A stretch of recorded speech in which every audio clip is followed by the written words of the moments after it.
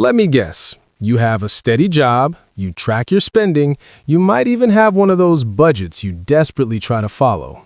You bring your lunch to work, you skip the expensive coffee, and you do everything you're supposed to do. But at the end of every single month, you're right back at zero, staring at your bank account and just wondering, where did it all go? It feels like you're on a financial treadmill, doesn't it? Just running faster and faster, but getting absolutely nowhere? The anxiety is a constant companion. A single car repair, one unexpected medical bill, and the whole house of cards could come tumbling down. You look around and you see other people getting ahead, buying houses, going on vacation, building a future, and you're just left with this sinking, gut-wrenching feeling of being stuck. You tell yourself, I just need to earn more, that a raise or a better job is the magic bullet that will fix everything. But what if I told you the real reason you're stuck has almost nothing to do with how much you earn? What if the cage isn't the economy or your salary, but your own mind? Now, let's be crystal clear. Systemic issues are real. The game can absolutely feel rigged, and the economic ladder can seem impossibly high. But from millions of people, the most immediate barrier to wealth isn't a lack of income. It's a series of hidden psychological mistakes, invisible scripts running in the background of your mind that keep you anchored to scarcity no matter how hard you paddle. In this video, we're flipping on the lights. We are going to expose the 5 hidden psychological signs that you're still trapped in the poverty cycle. This isn't about blaming you. It's about empowering you. Because the moment you can finally see the bars of the cage is the moment you find the key. Early CTA. And before we get to that first crucial sign, if you're truly serious about changing your financial life, not with some get-rich-quick nonsense, but with real, lasting shifts in your psychology and your behavior, do yourself a favor. Subscribe to the channel and make sure you ring that notification bell. This is a community for people who are done with excuses and ready for a real breakthrough. Section 1. Sign number 1. You're an income thinker, not a wealth builder. So what on earth is the difference? An income thinker is obsessed with the next paycheck. Their entire financial universe revolves around money coming in. How much do I make an hour? When do I get paid? Can I get more overtime? Their main goal is just to have enough income to cover their expenses and maybe have a tiny bit left over. The psychological trap here is that your brain has been trained to see money as a temporary tool for survival. It comes in and it goes right back out. It's like trying to fill a swimming pool with a thimble. Your focus is always on working harder to make more trips instead of just finding a hose. Let me paint a picture for you. Imagine 2 people. Mark and David. Mark is a classic income thinker. He gets a big promotion and a $20,000 raise. What's his first thought? Awesome, now I can finally afford the payments on that new truck. I can move to a bigger apartment. I can get that 80-inch TV. And 6 months later, the entire raise has been completely swallowed by his lifestyle. He's making more, sure, but he isn't any wealthier. His stress level is exactly the same, and he's still just one missed paycheck away from disaster. His financial life got bigger, but it didn't get any stronger. David, on the other hand, is a wealth builder. He gets the exact same $20,000 raise, and his first thought is, fantastic, how can I use this to make more money? Before he even thinks about a new truck, he's asking totally different questions. I can use this to max out my retirement account. I can finally open a brokerage account and start buying index funds. Maybe this is the down payment on the small rental property. David understands that the goal isn't just to earn more, but to own more. He's not just trying to fill a leaky bucket, he's trying to acquire more buckets and eventually build a well. The income thinker is forever on the hamster wheel of active income, trading their time directly for money. If they stop, the money stops. The wealth builder focuses on creating streams of passive income by buying assets, things that put money in your pocket even while you sleep. Assets are like little money-making employees that work for you 24/7, even while you sleep. They can be dividend-paying stocks, income-producing real estate, or a piece of a business. The income thinker buys liabilities they think are assets, like a new car on a high-interest loan that just drains money every single month. This is why we have an ownership gap, not just an income gap.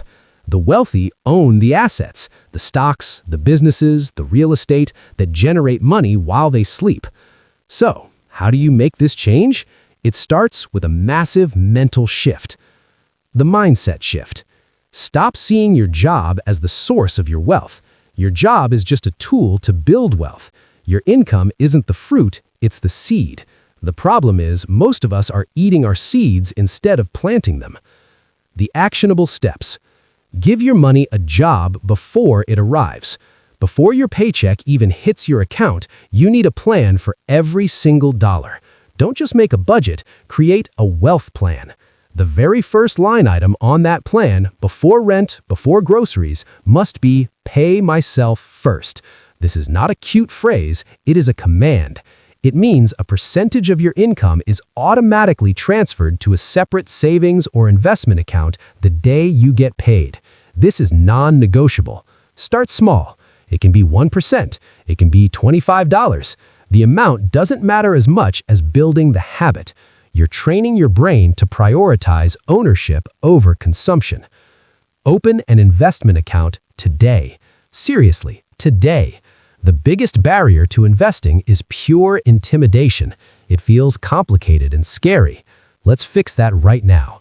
Go to the website of a major brokerage like Vanguard, Fidelity, or Charles Schwab and open an account. A Roth IRA or a standard brokerage. It takes 15 minutes. You don't even have to put money in it right away. Just the act of opening the account shatters a massive psychological wall. You are now officially an investor. Make your first investment boring. Once it's open, your first goal is to buy a low-cost, broad market index fund or ETF, like one that tracks the S&P 500. Why? You are not trying to be a stock-picking genius. You are buying a tiny piece of the entire American economy. You're becoming an owner. With one simple investment, you become a part owner of Apple, Microsoft, Amazon, and hundreds of the most profitable companies in the world. This is the easiest way to switch from an income mindset to a wealth mindset. You now own things that work for you even when you aren't. The second devastating sign you're stuck in the poverty cycle is that your spending is a reflection of your feelings, not your goals. Your financial choices are made from the heart, not the head.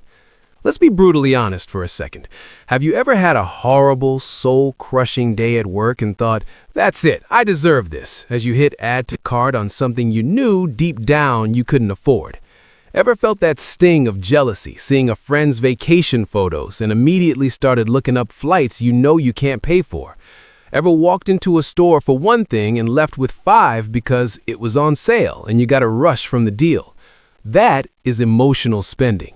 It's using money not as a tool to build a future, but as a drug to soothe the present. It's a temporary fix for a much deeper problem, and it's a powerful, silent force keeping people broke. The psychological traps here are instant gratification and social comparison.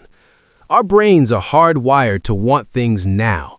Thousands of years ago, if our ancestors found a berry bush, they ate all the berries. There was no guarantee they'd be there tomorrow.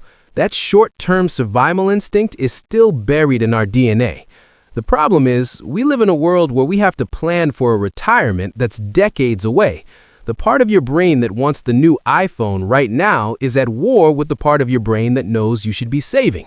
For those stuck in the cycle, that primal urge for now almost always wins. Then there's social comparison, instant gratification's toxic cousin, which social media has put on steroids. You are constantly bombarded with the highlight reels of other people's lives, the new cars, the exotic trips, the designer clothes. Your brain sees this as your tribe getting ahead, and it triggers a deep primal fear of being left behind. So you spend money you don't have to project an image of success, which is the very thing that prevents you from ever actually becoming successful. Wealthy people don't do this. They prioritize the feeling of security over the thrill of instant pleasure. They'd rather have $1 million than look like $1 million. They know the best thing money buys is freedom. Emotional spenders trade that future freedom for a fleeting moment of comfort. This also shows up as fear, specifically the fear of investing. So many people see the stock market as a casino where you can lose everything. This is an emotional response, usually based on horror stories from people who gambled on single stocks instead of investing wisely. They let this fear paralyze them and choose the safe option, letting their cash sit in a savings account. Letting your cash sit in a typical savings account is like parking your car in a river. The current of inflation is slowly but surely pulling it downstream, guaranteed to lose purchasing power over time. They're so afraid of losing a little that they guarantee they'll never gain a lot. The mindset shift: you have to create space between your emotions and your wallet. Money is just a tool. It is not a cure for boredom, sadness, or insecurity. You have to learn to process your feelings in healthy ways that don't involve a credit card. The actionable steps: the 72-hour rule. This is your single best defense against impulse buys. For any non-essential purchase over a set amount, let's say $100, you are not allowed to buy it for 72 hours. Put it in your online cart, write it on a list, whatever. Just don't buy it. In those 3 days, the emotional urgency will vanish. The dopamine hit you were chasing will fade. Then you can look at it logically and ask, does this actually get me closer to my goals, or was I just trying to fix a feeling? 9 times out of 10, you'll realize you don't need it. Conduct an emotional spending audit. At the end of the week, look at your bank statement. Go through every single purchase and ask yourself, what was I feeling when I bought this? Be brutally honest. Were you bored, stressed, jealous? You will quickly see a pattern. You'll find your personal spending triggers. Maybe you always overspend on Fridays after a long week. Once you see the pattern, you can make a new plan. Okay, on Friday, instead of browsing Amazon, I'm going to the gym. You're swapping a negative, expensive coping mechanism for a positive, free one. Curate your social environment. Your financial habits are the average of the 5 people you spend the most time with. If your friends are constantly going to expensive dinners you can't afford, you're in a danger zone. You don't have to ditch your friends, but you do need to be the one to suggest cheaper alternatives. Hey, instead of that place, why don't we do a potluck at my house? And curate your digital environment. Unfollow the influencers that make you feel poor. Follow accounts that teach you about building real wealth. You need to consume content that fuels your ambition, not your insecurity. All right, we're about to jump into the third sign, and this is the one that trips up so many people who are actually trying. If you're getting value from this and you've had a light bulb moment about your own habits, do me a favor and hit that like button. It really helps the channel reach more people who need this message. And let me know down in the comments, which of the first 2 signs hit home the most, the income thinker or the emotional spender? I read every single one. The third sign you're stuck is that you operate in extremes. You have an all-or-nothing financial mindset. This is the person who, full of that New Year's energy, creates the world's most brutal budget. I'm talking no restaurants, no fun, no subscriptions. They live like a monk for 3 weeks, they feel absolutely miserable, and then they snap. They order $100 of takeout, sign up for 3 new streaming services, and tell themselves, see, I knew I couldn't do this. Budgeting is impossible. Then they quit entirely for the next 6 months. It's also the person who thinks, I can't possibly start investing until I have $10,000 saved up, or I'll start saving for retirement once I get that big promotion. They believe that to make any progress, they need to make a massive life-altering leap, and because they can't take that giant leap right now, they take no steps at all. The psychological trap here is perfectionism, and it's a very clever defense mechanism. By setting an impossibly high bar, you create a built-in excuse to fail. When you inevitably don't meet the perfect standard, you get to say, well, I tried, but it was just too hard, which feels a lot better than admitting you just need to be more consistent. This creates a vicious boom and bust cycle. You swing wildly between extreme, unsustainable frugality and periods of guilt-ridden, reckless spending. There is no consistency. And when it comes to building wealth, consistency beats intensity. Every single time. Someone who invests $100 every single month without fail for 30 years will be far wealthier than someone who invests $5,000 once, gets scared by a market dip, and quits. The person who consistently saves 10% of their income will end up so much better off than the person who tries to save 50% for 2 months, burns out, and then saves nothing. Wealth isn't a dramatic makeover. It's not a reality TV show. It's built with thousands of tiny, boring good decisions stacked on top of each other over decades. The all-or-nothing mindset, it's allergic to boring. It craves drama. But financial success, it is boring. The mindset shift. Forget about perfection. Forget about giant leaps. Your new mantra is 1% better. You're not trying to build a skyscraper overnight. You're just trying to lay one single brick perfectly every single day. Embrace the Japanese concept of Kaizen, continuous incremental improvement. The actionable steps: start absurdly small. Whatever habit you want to build, break it down to its smallest, most ridiculous version. Want to start saving? Your goal isn't to save $500 a month. Your goal is to save $1 a day. That's it. Set up an automatic transfer for $1. The amount is so small, it's psychologically painless, which is the entire point. You're not trying to get rich in a week. You're building the habit of saving. Once saving $1 a day feels like nothing, bump it to 2, then 5. Automate your good decisions. Willpower is a finite resource. Stop relying on it. The solution is to build systems that make the right choices for you automatically. Sit down for 1 hour, just one time, and set this up. An automatic transfer to your retirement account, an automatic transfer to your emergency fund, an automatic bill pay for all your fixed costs. By doing this, you've taken your flawed, emotional, all-or-nothing brain out of the day-to-day equation. Consistency becomes the path of least resistance. Create a fun fund in your budget. This might sound counterintuitive, but it is the secret to breaking the binge and purge spending cycle.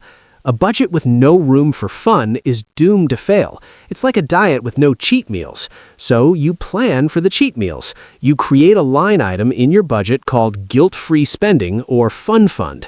A certain amount of money goes here every month, and you can spend it on absolutely anything you want, no questions asked. This planned fund prevents the feeling of deprivation that leads to blowing up your whole budget.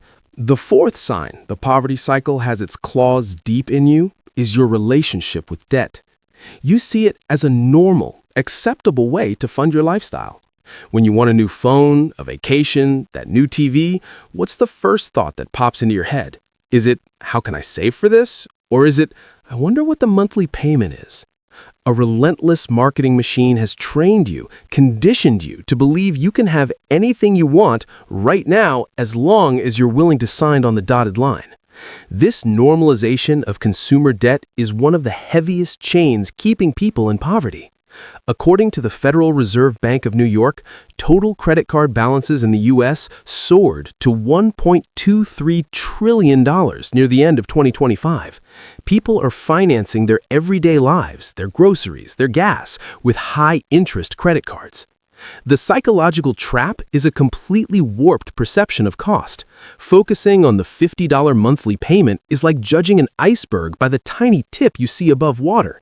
The real danger, the total cost plus hundreds or thousands in interest, is the massive, invisible part hidden just beneath the surface. You don't feel the pain of a $1,200 phone. It's just a tap. The real pain is spread out over years. Wealthy people view debt completely differently. They know there are two kinds: good debt and bad debt. Bad debt is borrowing money to buy something that goes down in value or disappears completely. This is your credit card debt, your high-interest car loan, and especially predatory payday loans. These products exist for one reason: to make you poorer. Payday loans are a particularly vicious trap, with average APRs that can climb to around 400%. Using a payday loan to solve a money problem is like trying to put out a house fire with gasoline.